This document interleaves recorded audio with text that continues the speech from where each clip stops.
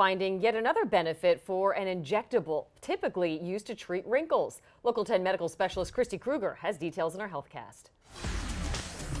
Well, we're talking about Botox, which is now being used in a brand new way to treat a very common problem called bruxism, commonly known as teeth grinding or jaw clenching.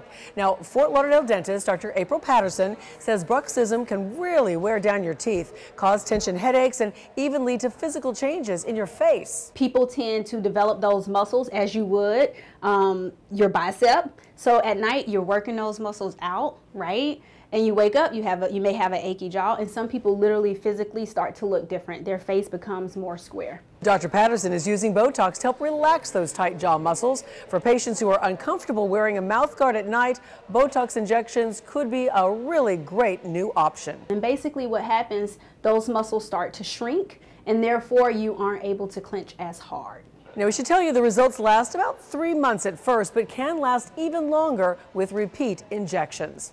Also in today's health news, a new study underscoring the real importance of cervical cancer screening in even older women. Researchers found rates of cervical cancer don't begin to decline until the age of 85 among women who have not had a hysterectomy. In 2013, 1/3 of all cervical cancer deaths happened in women aged 65 and older.